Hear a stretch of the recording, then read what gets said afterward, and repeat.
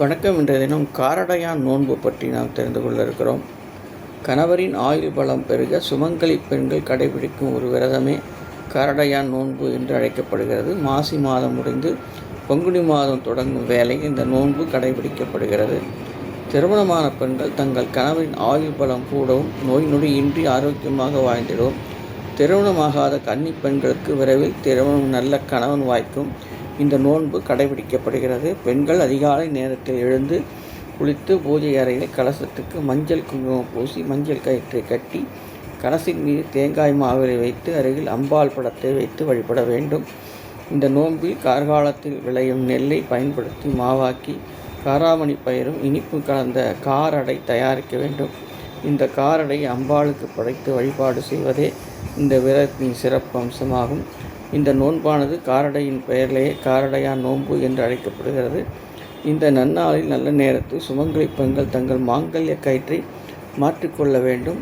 மந்திர தேசத்து மன்னன் அஸ்வபதியின் மகன் சாவித்திரி சத்தியவானின் ஆயுள் 1 ஆண்டுதான் என்று தெரிந்தும் அவனை விரும்பி மனம் செய்து கொள்வாள். விதிவசத்தின் காரணமாக சாவித்திரி காட்டில் தன் கணவன் மற்றும் பார்வையிழந்த மாமனார் மற்றும் மாமியாருடன் மிகவும் சிரமமான வாழ்க்கையை வாழ்ந்தால் சத்தியவான் உயிர் பிரியும் நாளும் வந்தது. அன்றைய தினம் சாவித்திரி கணவனை விட்டு பிரியாமல் உடனேயே இருந்தால். ஆனாலும் சத்தியவான் மயங்கி விழுந்து உயிரை விட்டான். தன் கணவனின் உயிரை எடுத்து சென்ற யமதர்மராஜனை பின்தொடர்ந்து சென்ற சாவித்திரியை பார்த்த யமதர்மராஜன் அவளுடைய மனோபலத்தை பாராட்டும் விதமாக அவளுக்கு காட்சி தந்து அவளை திரும்பி போகச் சொன்னார். ஆனால் சாவித்திரியோ எதையும் ஏற்காமல் பிடிவாதமாக இருந்தால். யமதர்மராஜன் அவளிடம் கணவனின் உயிரை தவிர வேறு எதை வேண்டுமானாலும் வரமாக கேட்டு பெற்றுக்கொள் என்று சொல்ல உடனே சாவித்திரி என் மாமனார் மாமியாருக்கு பால் வர வேண்டும் என்றும் ஆண் வாரிசு இல்லாத தந்தைக்கு ஆண் வாரிசு வேண்டும் என்றும் தனக்கு 100 குழந்தைகள் பிறக்க வேண்டும் என்று கேட்டார்.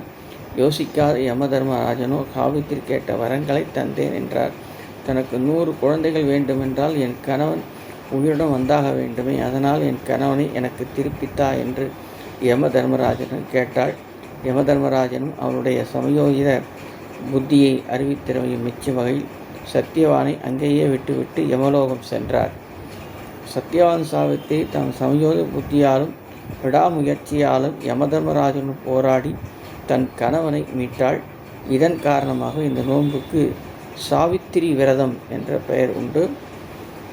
இதனுடைய அடிப்படையில்தான் காரடையான் நோன்பு நமக்கு வழிபாட்டுக்குரிய நாளாக கருதப்படுகிறது என்பதை தெரிந்து கொண்டோம்.